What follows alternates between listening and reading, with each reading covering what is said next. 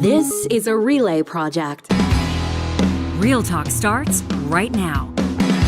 Here's Ryan Jesperson.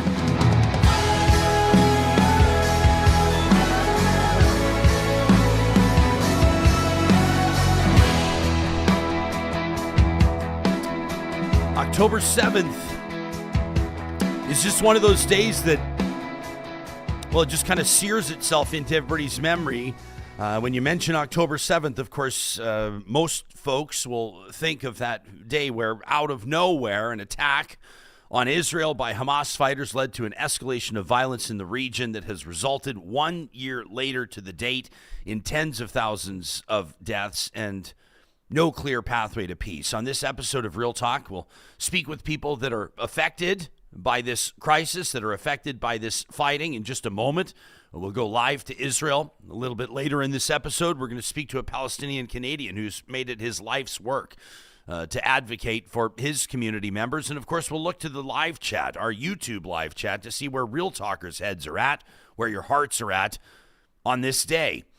This episode is made possible with the support of Business Career College. They're putting out the call to certified financial planners and senior financial advisors that are looking to level up their knowledge of where the future of your industry is going. You know, about 3/4 of the next generation of investors are saying that they're looking to decentralized finance and crypto assets for a part of their financial portfolio. That means you have to know how to answer questions on things like Bitcoin and blockchain. I want you to take 2 seconds today to check out businesscareercollege.com. They're offering their CDAA designation, that's Certified Digital Asset Advisor. Cryptocurrency is changing how Canadians invest, and you want to be ahead of the curve on the knowledge side. The promo code Ryan100 is going to knock a little bit off your training fee here, the investment you have in the future of your career. Make sure you check it out today. That's the CDAA designation at businesscareercollege.com. Well, the past year since the October 7th attacks by Hamas on Israel has seen escalating violence and widespread humanitarian crises. The attacks, which resulted in more than 1,400 Israeli deaths and the abduction of more than 200 people, triggered a large-scale Israeli military response. Israel launching intensive airstrikes on Gaza, aiming to dismantle Hamas, which controls that territory. Early on, over 10,000 Palestinians, including civilians, were killed, with Gaza's infrastructure devastated. The blockade of Gaza worsened conditions, leading to severe shortages of food, water, and medical supplies for its nearly 2.5 million residents. Al Jazeera reporting today, the day that we're recording this episode, 1 year later, that at least 41,870 Palestinians have been killed over the past year, 16,756 of them children. The conflict has also spread regionally. Hezbollah, a militant group based in Lebanon, engaging Israeli forces along the northern border, raising global concerns about a broader regional war. Israeli airstrikes targeted Syria and Hezbollah positions, while tensions with Iran, a Hezbollah supporter, have remained high. Of course, I don't have to tell you, Real Talkers, that global protests have been breaking out, with many calling for a ceasefire and an end to the occupation, as the international community has struggled, to put it lightly, to mediate. Diplomatically, Western nations, including the United States, have mostly supported Israel's right to self-defense, although some have called for what they've described as restraint in its operations. Arab nations like Egypt and Jordan have criticized Israel's actions and urged for a peaceful resolution. Efforts to mediate peace, including by the United Nations, have largely stalled, leading to uncertainty about the future of both the Israeli-Palestinian conflict and stability in the region. The conflict has sparked broader global debates on issues of human rights, anti-Semitism, and Islamophobia, dividing public opinion and highlighting the deep-rooted complexities of this region. And as of now, it's safe to say the situation remains unresolved, with no clear pathway to peace. I'm grateful that these two guests have agreed to join us live from Israel. Meytal Novidomsky is the Partnerships Director for the Jewish Federations of Canada.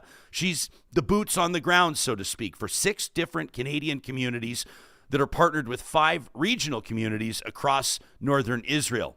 Miri Armon is the volunteer chair of Partnership Together, the lay leader side of a partnership between those communities in Israel and Canada. Her daughter, as a matter of fact, came to an overnight summer camp in Canada for respite with 13 other teams. To the both of you, thank you so much for joining us.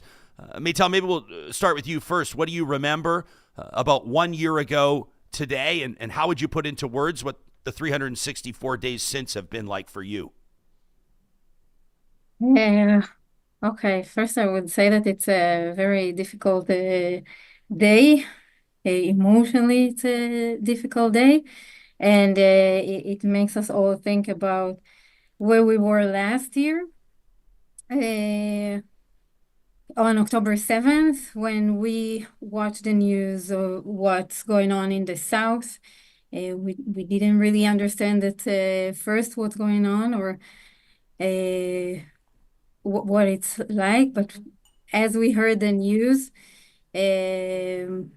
the concern was that the same thing is going to happen in the north. I live in Metula. Metula is right on the border with Lebanon. We see Hezbollah terrorists outside of our window, and that was our reality before October 7th, and this is something that we were used to.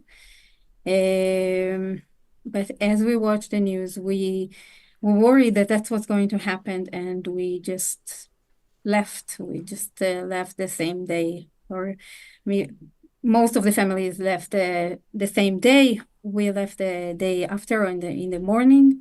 Took a small bag. We didn't know for how long. We never imagined that it's going to take a year, and who knows how much longer it's going to take. But we just took our kids. I have 2 young kids. My son is 9 years old. My daughter is 5 years old almost. And we just left. How would you describe, Miri, your memory of a year ago today and how it's impacted you, your family, your community since? It's impacted a great deal because all the community spread all over Israel and all over the globe, maybe. Some people moved abroad. And me and my family, we moved about 6 times. 3 different educational systems my kids has to move. So it was very difficult and very emotional. And also this day, the memories are very hurtful. And we still have 101 hostages that are in Hamas terror organization, that are children, women, and men. Women are being raped daily, and it hurts a lot. We are very concerned about them, and we want them to come back home. And regarding Metula is a 128 years old village. It's not a new village. It's very ancient. And we used to live very peacefully with our neighbors in Lebanon.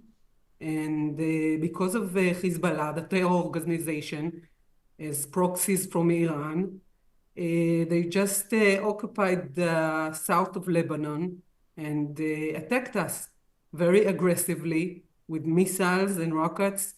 My house got hit, and it's scary. We are scared for our lives, for ourselves, for our children, and it's not only self-defense.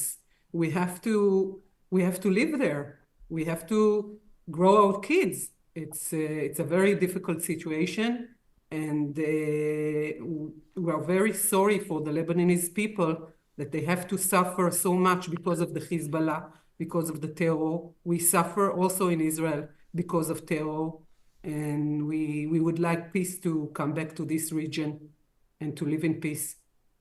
Meytal, let me stick with you for a second. You talked about these rocket attacks. This is obviously an active situation where both of you are living. I want to ask both of you the question. I referenced in my introduction that there have been many international calls for a ceasefire and for peace negotiations. Do you think that that's a realistic or desirable goal at this point? Look, I would say that we all want peace and nobody wants a war. But what we experience in the last year, it's a constant rocket attacks on a daily basis, over 12,000 rockets that have been fired from Lebanon to Israel. And of course, we want peace. And of course, we want to live quietly and to go back to our houses safely and feel secured in our house. And this is what we wish for. Miri, there's Chris is in our live chat today on YouTube, says, I can't imagine raising my children amidst all of this chaos. Says, we're very fortunate living in this place, talking about Canada, living in the place and time that we do. You're living in a conflict zone, obviously.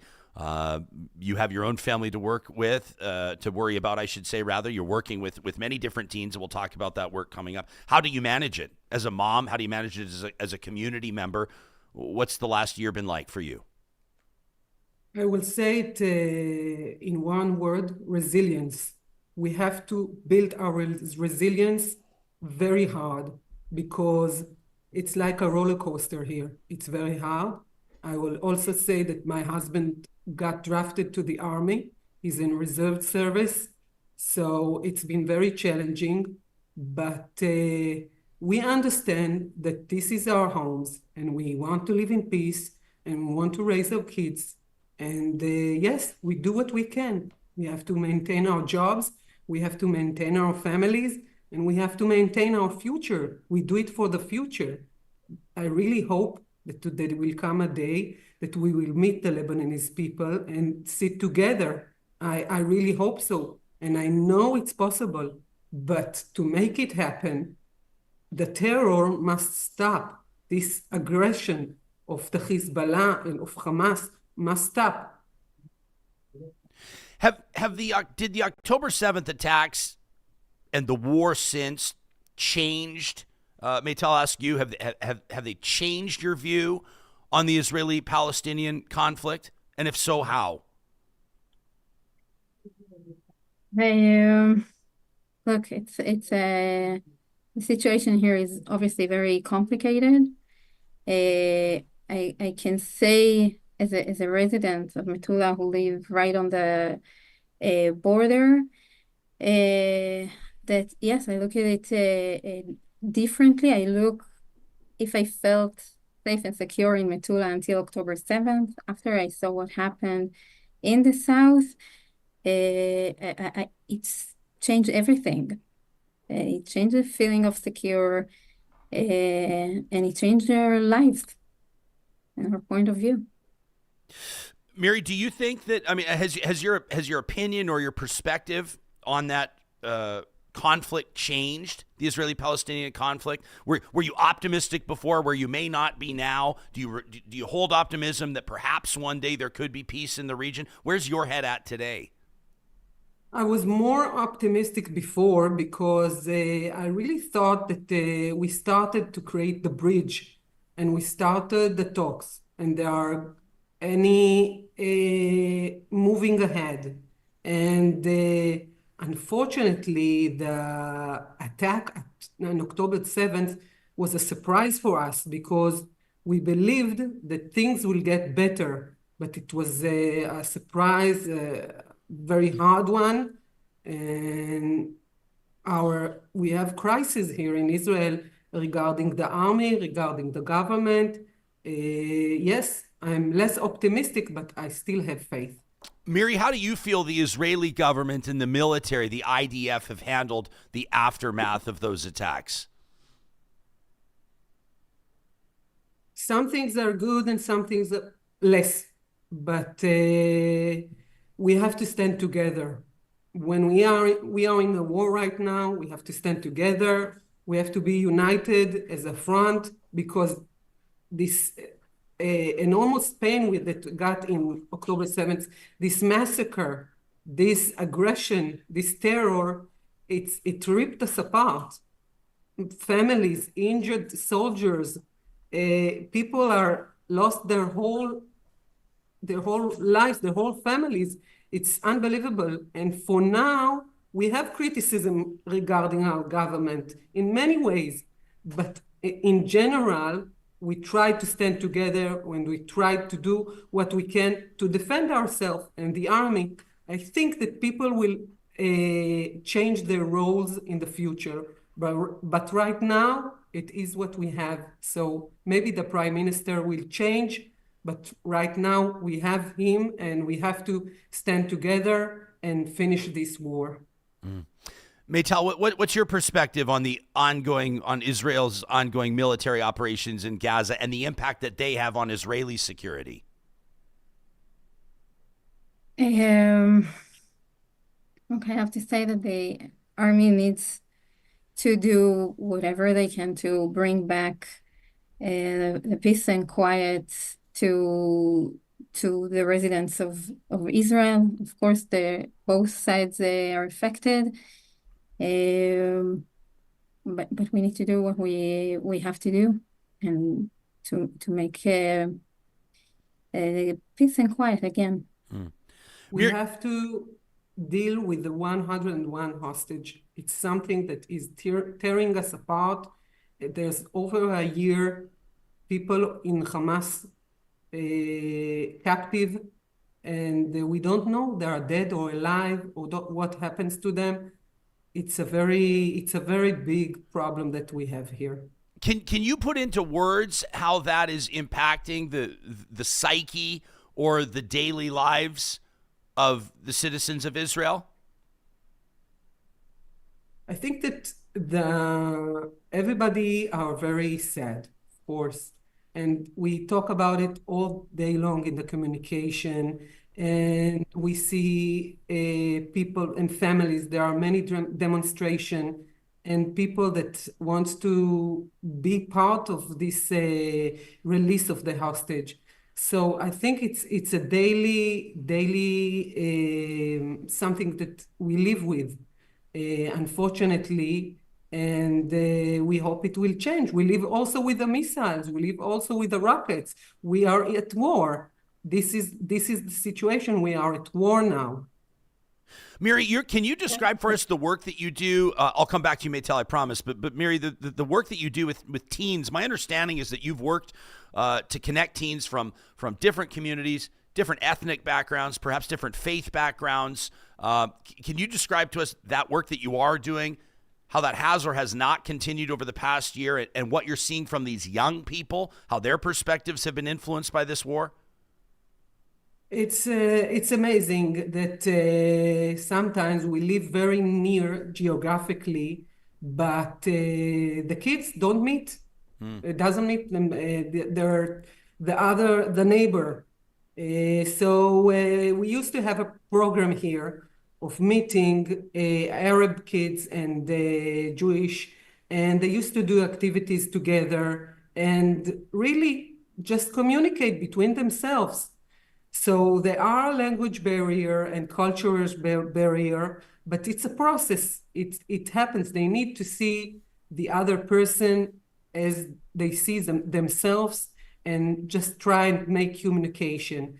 And unfortunately, this last year, we couldn't continue because of the situation. But the idea, I think it's really important, because if we start in the educational progress and start building bridges from young age, I believe it will affect us as a mature person who lives in Israel. Meytal, as we mentioned to our audience when we first welcomed you to the show, you're the partnerships director for Jewish Federations of Canada. So you're connecting groups, organizations, communities internationally. What role do you think that the international community should play in working to resolve this conflict? And how would you perceive, or how would you assess the international community's involvement or response to this over the past year? I would say that I work with Jewish federations in Canada with the coast-to-coast communities. Our partnership is with 6 Jewish communities in Canada and 5 municipalities in the Upper Galilee, in the northern part of Israel. And they've been great supporters during this time. We have a strong connection even before the war, and definitely now we see their support. They're our voice also in the world and in Canada, and they support here also their residents here in the north that were affected by the events of October 7th. And since then, there have been great support. I want to ask both of you to assess, to sort of give a grade, I guess, to the media.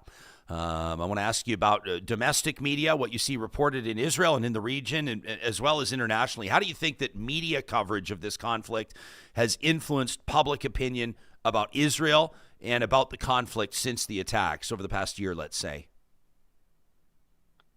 I think that the international media, some of the reporters don't know enough about Israel, and they see only Gaza and talk in the same language they used to talk before October 7th. And things changed. Hamas attacked Israel, and the attack was very harsh. And Lebanon, Hezbollah attacked Israel and still attacking by missiles. And the communication, the media always try to give the two sides of the story and many angles. And I think sometimes they just forget the simple facts that we were attacked. And now we have to defend ourselves and we have to live our lives. And we want to live in peace. And we don't use murder or rape, and we just have a defense army to defend ourselves. And I think sometimes the media is not that objective about it. They don't tell the whole story. I think that there's been a war in the north for it's almost a year. There were rocket attacks on a daily basis here, and I think that in the world nobody talked about it. And nobody heard about it. It was like the silent tragedy, we called it, because nobody talked about it. And this is something that's also very important. And we're happy that we have, for example, this opportunity to also bring our voice and that for our voice to be heard as well. Do you believe, I want to ask you the same question, Meytal, the media coverage of this internationally? Obviously, a lot of people will be talking today. I mean, what happened on October 7th, the attack on Israeli civilians, the attack on the music festival, the attack on the kibbutzes, gut-wrenching, horrific, murderous, terrorism. There's no doubt about it. The offensive on Gaza and the West Bank, in particular in Gaza, has been equally, or I mean, I guess I don't want to stack them up against one another, has been horrific as well. The death toll, I mean, Al Jazeera reporting over 40,000 killed, although experts with humanitarian organizations are saying that they believe that the number will be quite a bit higher. And I do agree with what Miri's saying. I think that there are journalists, storytellers around the world that lack an understanding, me included, of the complexities of this region, of the complexities of this conflict, and of the many, many different factors at play. I think people are endeavoring to tell the story with integrity and to report the facts as best they can. But I will say candidly, there are very few stories, I think, in the world, or at least ones that I've tried to take on in my career, where you feel like no matter what you do in trying to understand it and in trying to convey the information, that an entire community or an entire nation or an entire people group feel as though that reporting is insufficient, inaccurate, offensive. Do you know what I'm saying? Like it almost feels like an impossible endeavor to accurately tell the story in a fulsome nature. How would you assess the journalistic coverage? Need to stick to the facts and look for the whole story and look at the history and understand the whole story and to tell it right. And would be give the whole story and not only one side or what it's looks like. Is there something that you feel like is there a general theme or is there an important fact that you believe has been underreported or not reported that you'd like to share or discuss with this audience? Hey, Mary, do you want to respond? You I go ahead. think that the main thing is that Hezbollah is a terror organization. And unfortunately, it controls now Lebanon, and they attack us. And Hamas is a terror organization they are both well known all over the world. People forgot 9/11, and these people who forgot 9/11 lives among you. And you have to remember, these terror attacks are very, very similar. And we just want to live here in peace. So I think this is the main thing that people must understand. We are not aggressive people. We really just want to grow our kids quietly and peacefully, like I said before.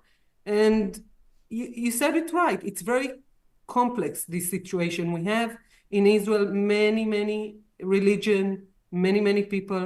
Extreme Islam is very, very hard for us and very, very aggressive, and we deny it. And I think just to see where they're sending those missiles from civilians, villages, underneath their house, getting maybe innocent also involved, but this is also very important to say. To use hospitals, to use kindergartens, to use a governmental or aid facilities to attack us. It's in the media. It's undercover. It's not covered enough, as I see it, as we see it in Israel. I think it's safe to say that Iran entering this equation, attacks by Hezbollah, I think that the escalation of violence over the past month or so has certainly rocked the international community. And I mean, geez, no one's been more impacted by people in your region in northern Israel that are facing these rocket attacks. But I have to ask in closing, what both of you hope for the future of Israel in the region. I think for a lot of people, they're going, you kind of get the sense that maybe this is just getting started. And obviously nobody wants to see that. But do either of you feel like peace could ever be achieved? We have to hope so, first of all. But I would say that, yes, this is a very difficult situation. The uncertainty here, like you said, it's going for a year and who knows how long it's going to last. But we hope that we will find the solution and that the hostages will be able to come back home safely, and the uprooted residents of the north will go back to their homes, and we can live here on the northern border and in Israel in quiet. How about you, Miri? I truly believe in peace. I'm fifth generation in Metula, and my ancestors lived side by side with Lebanese people, and they used to work together and live together. It is possible. It can happen again. I truly believe in it. I think that the world and Canadian people also, of course, have to stand with us, stand and say what's right, and stand with the peace people, and listen to the peace, the voice of peace, and listen to the voice of reason. We deny terror attacks. I want to appreciate publicly both of your availability here, your candor, your willingness to talk about this. Meytal Novidomsky, Partnership Director for the Jewish Federations of Canada. Miri, Armon, a volunteer chair of the Partnerships Together initiative. Both of them moms as well, sharing their perspectives from Metula, a region in northern Israel, joining us live on this October 7th morning. Thank you to both of you. Thank you. Thank you. I want to thank the Real Talkers that are sharing in conversation. I got to say, like, for the most part, in a context that's very difficult for most people to talk about. Johnny, I know for most people don't want anything to do with the conversation about this stuff right now publicly. It just proves to be so divisive, but many people also feel such a strong conviction that this needs to stop. Yeah. And we see demonstrations here at home in our home city, half a world away. We see demonstrations around the world. And I want to thank the Real Talkers that are sharing ideas, that are sharing perspectives in that live chat. That's one of the benefits of joining us live every morning on YouTube, or of course you can join us via the Mixler audio app that's presented by our friends at California Closets. In just a moment, we're going to talk to Mousa Qasqas. Mousa is a Palestinian-Canadian. He and I have spoken several times over the years. He's been on Real Talk before, and I want to get his perspective on this as well. I know that he was participating in, if not leading, a demonstration over the weekend. And of course, I'm sure he's going to bring a bit of a different energy and a different perspective to this show, no doubt about that. You can share your thoughts with us. I know that this episode is going to be reaching people around the world. I thank those of you that are sharing this with either existing or new audience members. If you'd like to have your perspective heard on the show, and these conversations do continue episode to episode, you can send us an email anytime to talk@ryanjesperson.com. Mousa Qasqas, in just a moment. This conversation is happening with the support of California Closets. You can request a free consultation online at californiaclosets.ca, like my wife and I did about 10 years ago. They completely transformed the storage situation in our bedroom. They were working with it was a challenging situation. The house built 110 years ago, these tiny, tiny little closets, but they were able to work magic in there. And then our living room has never been the same. An entertainment center that's just the talk of, anytime anybody comes into our house for the first time, they go, "Who did that?" We say it was California Closets. They can do the same for you. They can work with any budget, and the work is guaranteed for life. Whether it's your laundry room, boot room, could be your garage, could be a showpiece in your living room, whatever it is, California Closets will do it better than anybody else. That free consultation can be booked today at californiaclosets.ca. Thanksgiving is fast approaching, and our friends at Friesen Brothers are ready for you. Catering by Friesen Brothers. Pleased to introduce a new seasonal offer. That's their special Thanksgiving premium smoked meat favorites. Whole smoked turkey, peach and Prosecco glazed gammon ham. Come on. Or a whole smoked brisket.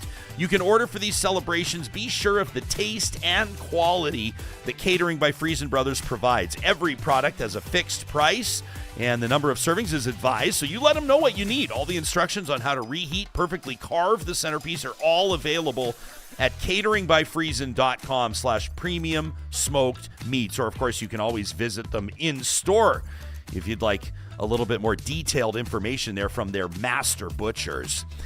We talk to you about Athabasca University all the time, and we're very proud to partner with the team at Athabasca University. They've got tens of thousands of students and alumni across the country and around the world. What is it that's so special about Athabasca University? Well, they're Canada's open university, which means world-class accredited online degrees and courses are designed so you can complete your education wherever and whenever it works for you.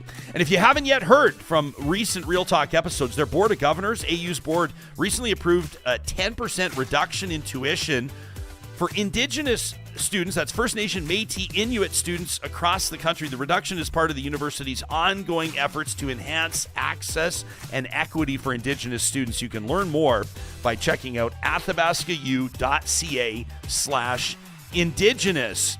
And we had such a wonderful update to be able to bring you just last week about Jasper reopening its doors to visitors. It's so good to see some of those businesses, some of those operators able to hopefully cash in and put some of their staff back to work and take advantage of those remaining few weeks of what's their biggest season of the year. Of course, that summer season in Jasper, so important to that tourism economy. You know why a lot of them have been able to get their doors open again? It's because the team at Complete Care Restoration have been busting their humps out there, restoring properties and rebuilding peace of mind. Some of them have been demolition projects. Those rebuilds are going to take some time. But they've been working on remediating smoke damage. They've been working on getting some of those doors back open, getting folks back into their homes and businesses. This is what they do. They've been doing it for more than a quarter century.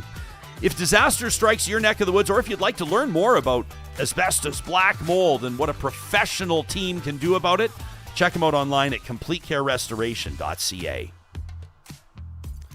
Wanted to recognize a couple of comments in the chat as well. People are referencing the journalists that have been injured and killed through this conflict, this war over the past year. The Committee to Protect Journalists updating their number today on the one-year anniversary of those October 7th attacks. At least 128 journalists have been killed in Gaza, particularly covering this conflict. Mousa Qasqas is a community organizer, an activist, and a media spokesperson for Palestinians living in Canada. He's appeared on this show several different times, and I'm grateful that he's made himself available to come back to the show today. Mousa, it's nice to see your face again. I hope you don't mind me getting a little bit personal. I feel like I know you well enough to point this out, but you've always been very proactive in reaching out to media. You've always made yourself available. You've always let us and other outlets know about your availability, but I had to convince you to come on the show today. You didn't want to come on the show today. You wanted to make sure that it was live. You wanted to make sure your comments weren't going to be edited. Talk to me about where your head's at right now, why that is. Yeah, I'm going to be blunt with you and honest, like I always am, and let you know that I had a lot of pushback coming on this show. A lot of people have lost faith in Western media, in different programs. It just always seems like it's demonizing the Palestinians. It's always, the Palestinian side is terrorism and the Israeli side is everything they do is self-defense. Even your guests that you had on earlier, right, they talked as if October 7th was the beginning of all of this, which is something that the media uses often. They allow Israel to always pick the starting point, and so the conversation goes from there. You notice your guests didn't say anything about before October 7th, and I think it's important for people to know that Palestinians have been subject to occupation for the last 76 years, and according to Human Rights Watch, Amnesty International, Beth Salem, an Israeli human rights organization, they've all put out reports saying that Israel is an apartheid state, and they've detailed the many ways that Israel is an apartheid state. You have two people living in the same territory, and their political, economic, legal, and human rights are assigned based on something arbitrary: ethnicity, religion, color of skin. You don't choose to be born of an Arab mother. You don't choose to be, born black like the apartheid in South Africa. Yet throughout the West Bank, we have two road system, two passport system, colors on the numbers of the plates of the cars to cut off Palestinians from many areas, different rights. Palestinians are tried in a military court system in the West Bank, including children, while Israelis enjoy a civilian court system. And by the way, that military court system conviction rate's about 97%, whereas Israeli civilians are often never punished for their crimes. If it looks like apartheid and feels like apartheid, we know it's apartheid, and that's the West Bank. Gaza, as we know, is an open-air prison at best, a concentration camp at worst, and has been for almost 2 decades. They said that Gaza would be unlivable in 2020 before the genocide began. So it's much, much worse now. It's funny, it's interesting. I hear your the speakers you had talk about peace, and they just want peace. But, NBC, I'll quote people that everyone will accept. NBC said that there were 7 deadly airstrikes between January and April in areas that the Israeli military specifically designated as safe zones, killing hundreds of Palestinians, including women and children, 16,000 children dead in Gaza, turning Gaza into what the UN called a graveyard for children. And according to Save the Children, Israel killed more kids in the first 3 weeks of the genocide than were killed globally in each of the past 5 years. We have the case of Hind Rajab, a little girl who was in a car with her parents. After investigation, they found that the Israeli occupation army fired 335 bullets into that car, killing Hind Rajab, a small girl who we had the call that she made to the paramedics. They published it and it was made public, and she was scared for her life. And not only did they kill her and her family, but they killed the 2 paramedics that tried to save her. There's also been a record number of aid workers killed in Gaza. World Kitchen Aid, Jose Andreas, the chef, said that Israel was systematically targeting aid workers car by car.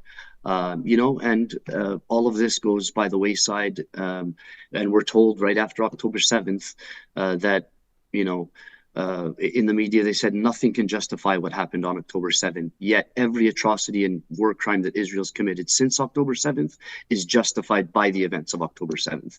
It sounds really hypocritical to me when they say those types of things. And I think from the beginning, we have to say, there's no point in talking about peace or one state or two state solution if we don't end the occupation first and stop illegal Israeli settlements second. Until those two things are solved, I think it's nonsense to talk about anything else, because what Israel wants is not only for the Palestinians to suffer, but they must suffer in silence. They're not allowed to resist. They're not allowed to fight for their homes and their families. Otherwise, they're just labeled as terrorists. And if you criticize the Israeli government, you're just labeled an anti-Semite. And that silences the conversation, and that's the whole point. Mousa, how has the war of the past year shaped the way that you discuss the Israeli-Palestinian issue with other people in Canada, especially with people that quite frankly, are just not familiar with it? Yeah, I mean, there's a lot of things that I've realized in the last year, and again, I have to go back to this. Israel keeps saying they want peace, but in the last round of talks, they killed the negotiator that they were negotiating with. They killed the negotiator's family. They bombed the capital of Lebanon and the capital of Iran. All without evidence. They just said Hamas are terrorists. That's it. And your guest said that the terrorists were hiding weapons in people's homes. This is more language just to justify the killing of Arabs and Muslims, just by saying, you know what, they've all got missiles in their homes, they're all terrorists. Israel's been using this genocidal language for a long time, not just fringe elements. The Prime Minister of Israel referred to Amalek, which is people in the Old Testament that God said had to be genocided. The women, the children, all of them have to be killed. More than one Israeli official has referred to Amalek and said that that's what these people are. Netanyahu said that there's a missile in every home in Lebanon. Again, more genocidal talk to dehumanize the Palestinians.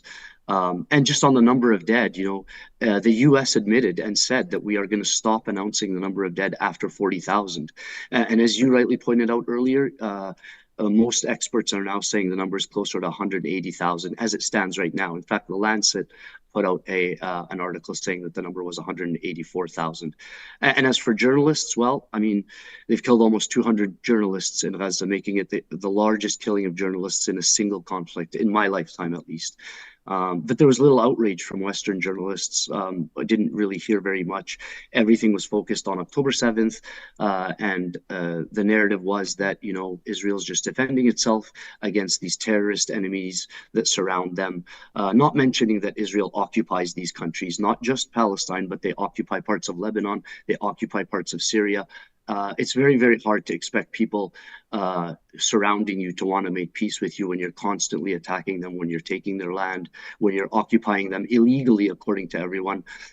There was just no outrage, and it really disappointed me. 814 mosques destroyed, 3 churches destroyed, 1.5 million residents displaced, all the universities and colleges in Gaza destroyed, a full school year gone for everyone in Gaza, 3,000 murdered in Lebanon, destruction all over Beirut.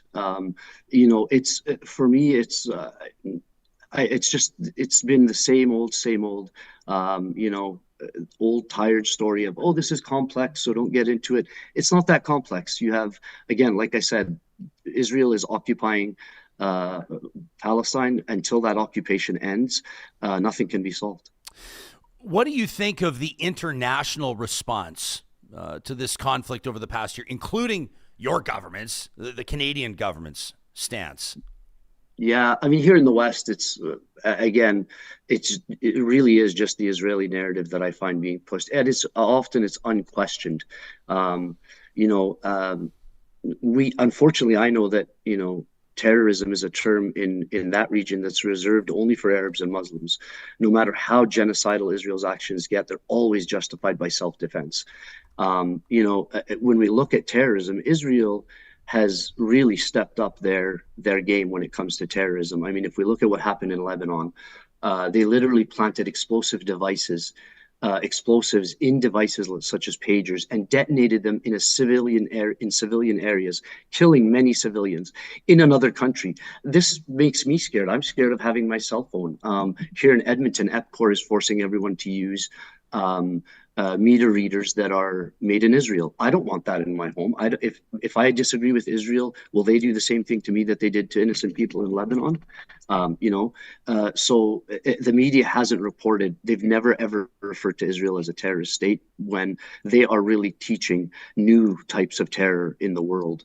And so I feel like, the Western media is a lot worse. And just so your Western audience knows, it's not like that all over the world. If you read newspapers, even the Haaretz out of Israel, they are consistently criticizing their government and saying that, Israel's always chosen expansion over security.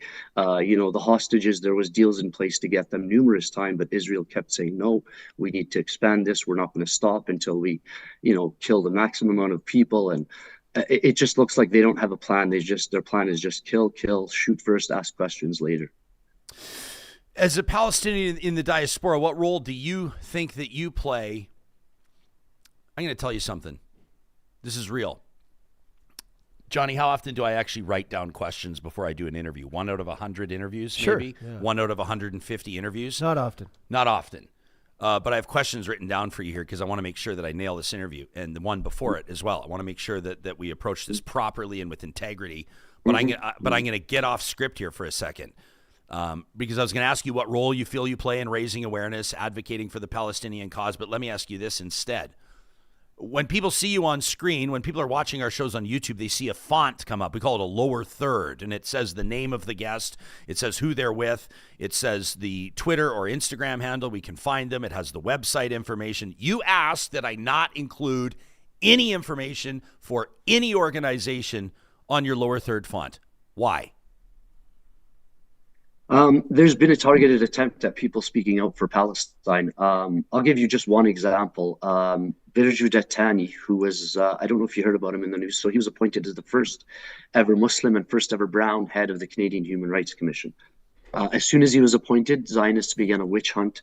They claimed he was anti-Semitic, he was anti-Israel, and he wasn't fit for the position.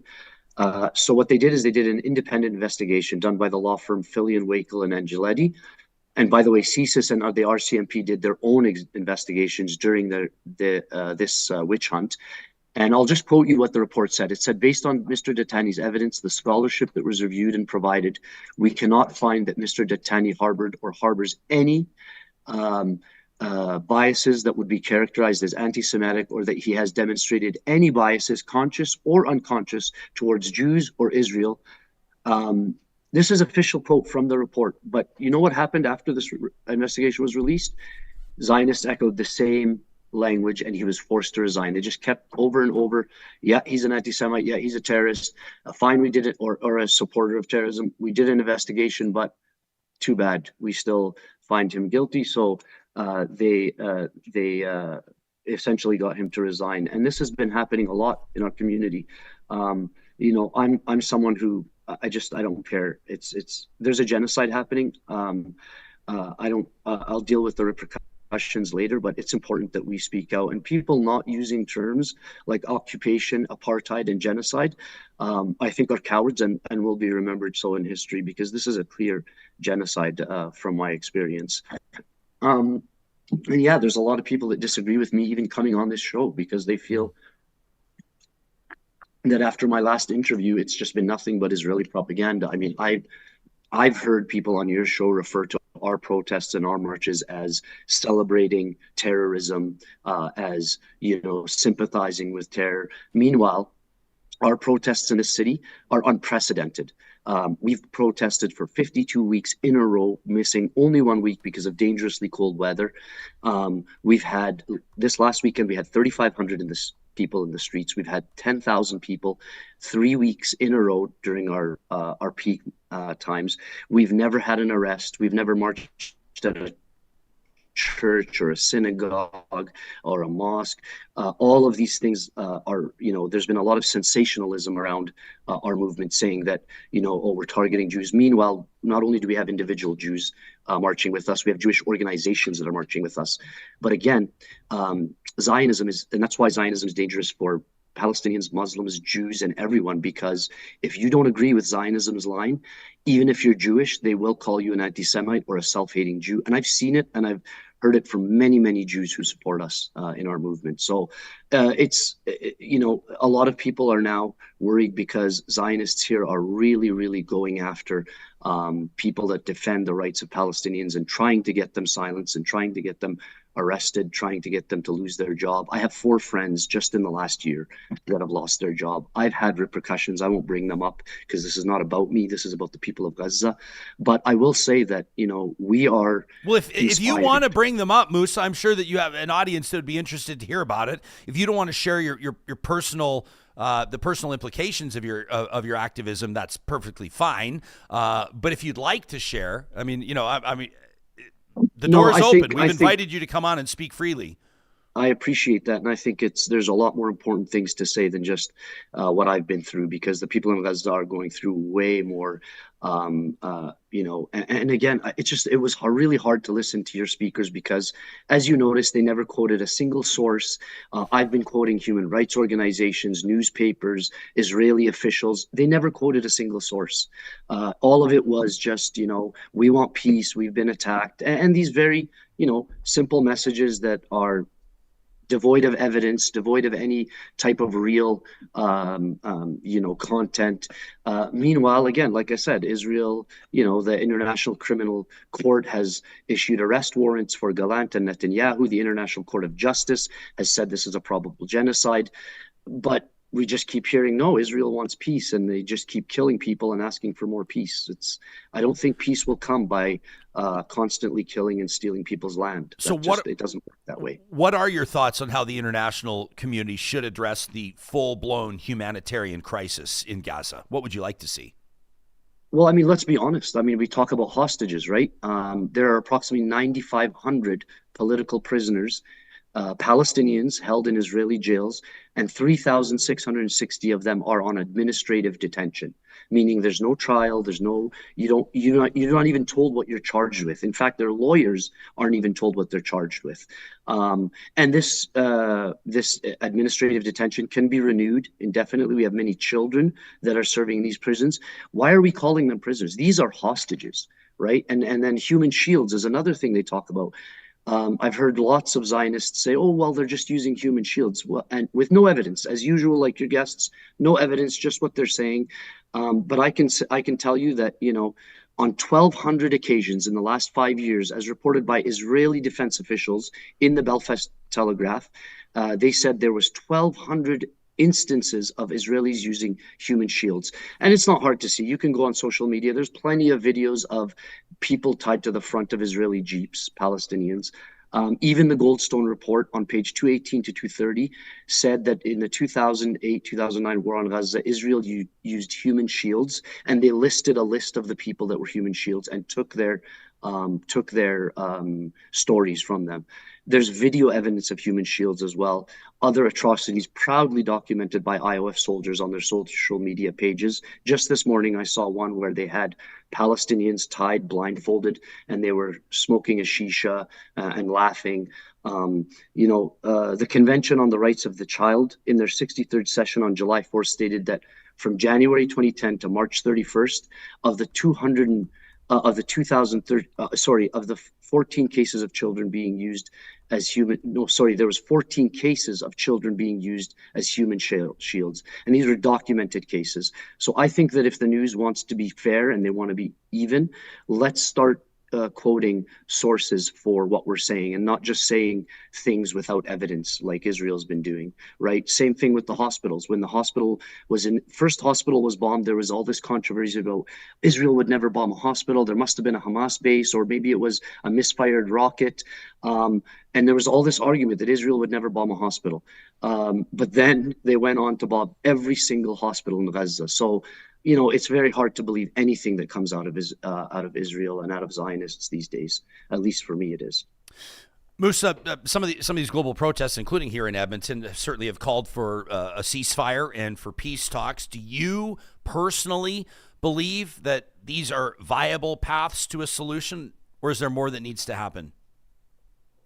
Yeah, there's a lot more. We talk about like a 2-state solution, a 1-state solution, but again, the media just does not do their job here. Israeli lawmakers in the Knesset voted a few days ago, not very long ago, 68-9 to oppose the idea, even in principle, is what it said, of a Palestinian state ever. So Israeli government has voted on and signed a bill that says they will never agree to a Palestinian state, even in principle. So what are we even talking about here? Israel is not committed to a two-state solution. In fact, a lot of Israeli officials have said they want greater Israel, which is Palestine, Jordan, parts of Lebanon, parts of Iraq. And that's why you see them spreading the war as far as they can, because, although people are going to say, oh, how do you know that now? I assure you that Israel will be taking more land from this. By the time this is done, Israel will steal more land. They've already said that northern Gaza needs to become a military zone, closed off, and they've asked for another evacuation. I think last night they've asked everyone in Gaza to leave to the south through a safe zone, which we know, like I said, safe zones have been bombed. So I really fear for the people of Gaza, and I don't know a way to peace other than first ending the occupation and not allowing any more illegal Israeli settlements to be created. Until we end the occupation and the apartheid system that's going on, I don't see a way out of this at all. What do you hope then, in closing, for the future of Palestine and the Palestinian people? Yeah, I mean, I hope that, people start to do their own homework, read newspapers from other places in the world, get yourself educated, listen to different opinions. The Western media, like I said, I am very disappointed with the Western media. To me, they've really just taken the side of Israel. And you can tell, just watch any interview. They're always asking the Palestinian guests to condemn Hamas. They're always asking them to condemn October 7th. They never ask the Israeli side to do these things. The Jerusalem Post on July 7th published a piece that was entitled, "Is God an Anti-Semite?" This is how insane Israeli society has become. And this whole anti-Semitism thing, like I said, they are using it to weaponize against Palestinians. And by the way, it is used against Jews as well. I've had many Jews. In fact, if you look in Germany, they put in a new law against anti-Semitism. 70% of the people arrested are Jewish because of that law. So, the truth has to come out. People have to start telling the truth about what's happening. I draw my inspiration from the resilience, perseverance, and faith of the people of Palestine and Lebanon. And like Martin Luther King said, we will overcome because the arc of the moral universe is long, but it bends towards justice. Mousa, thank you for agreeing, for deciding to do this interview. Thank you for obviously bringing the passion that you do and for sharing this very important perspective. I appreciate you. Can I mention one other thing? Whatever you like. So in Edmonton, we're doing protests, we're doing rallies. We've released a cola called Cola Relief Water. 20% of the funds will go to Palestine Emergency Fund and to water projects around the world. We are going to own the first ever Palestinian cultural center. We're in the process of buying it. It has a hall, it has a youth center, place for seniors. I encourage everyone to check that out, donate to it. It's a very important center because we have to start thinking as Palestinians for the day after Palestine is free, and we need to establish ourselves here in Canada so that we can help be stronger and help the people of Gaza there. So thanks very much for having me, Ryan. Thanks, Mousa. We appreciate it. That's Mousa Qasqas. You can give him a follow on Instagram at Mousa Qasqas. And of course, talk at ryanjesperson.com is where you can send us your emails, your thoughts. White Dream says, what a fantastic guest with data, facts, and journalism. Yeah, listen, I mean, I recognize that, I mean, our live chat is representing the general population here with different perspectives, different convictions, and that's a good thing. We seek to understand this, and obviously as, Canadians, for the large part, the majority of this audience is not tuning in from the Middle East, although not exclusively, but I think it says a lot, the amount of engagement this morning in this show, and I suspect that we're going to be receiving a good number of emails, and we will commit to following up on this conversation as we observe the 1 year anniversary of those October 7th attacks that obviously put this on everybody's radar. Matt Gurney has a really good piece about this. I don't know if you follow Matt, but the political commentator out of Toronto this morning, his memory as a journalist, as a talk show host on Waking Up, the late night of October 6th, and what that year's been like, through his own eyes, through his perspective. Everybody's got their own perspective on this. And we'd be very curious to hear yours. In particular, if you have family members in the region, if you hail from that region, if this has impacted your community directly, we would be very interested in hearing from you to talk@ryanjesperson.com. This is our first episode of the week, and every first episode of the week, courtesy of our friends at Kuby Renewable Energy, we step for a couple of seconds outside of the news cycle. We step away from the news headlines and we take a look at a story that could be categorized as good news. This is us harvesting positive energy and restoring our faith in humanity, courtesy of Kuby Energy.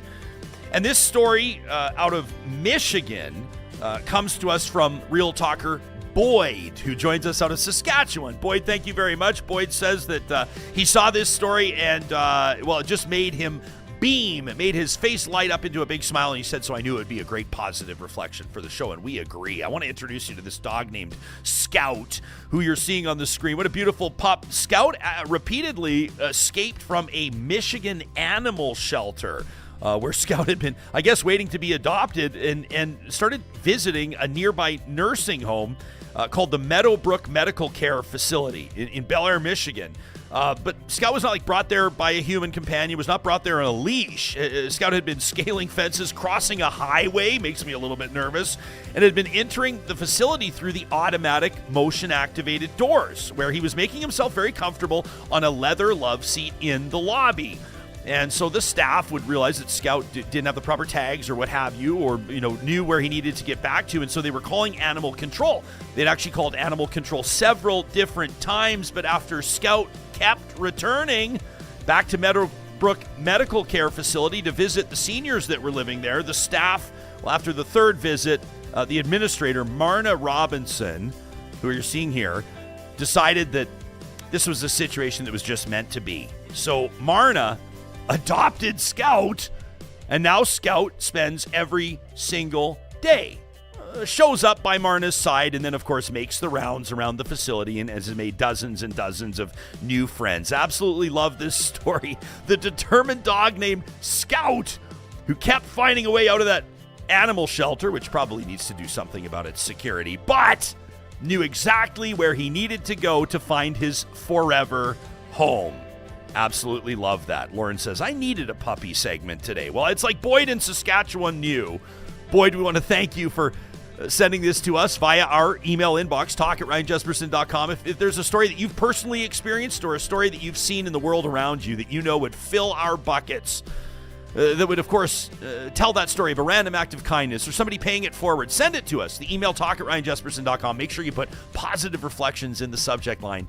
It's proudly presented by Kuby Renewable Energy. You can get a free solar quote today by checking out kubyenergy.ca. Coming up on our next episode of Real Talk, we're going to dedicate the entire conversation to inclusion in education. You're going to hear a powerful story or two from families who say their kids are being frozen out. Their kids are falling behind in an education system that used to be top of the class, used to be the best in the world. Coming up a couple of episodes from now, we're going to pick the brain of Andrew McDougall. He was Prime Minister Stephen Harper's communications director. I want to figure out his take on what Pierre Poilievre's going to be doing, on whether or not Justin Trudeau's going to prorogue Parliament, on what happens with Jagmeet Singh and the NDP. And then coming up a little bit later on in the week, we've got some episodes that you're not going to want to miss. We've got you covered on all the news that's happening across our home province, this country, and around the world. But we couldn't do it without you, Real Talkers. Thank you so much for sharing these episodes, for subscribing on podcast and on YouTube, and most importantly, for telling your friends. We'll catch you again here in 23 hours or so. Take care.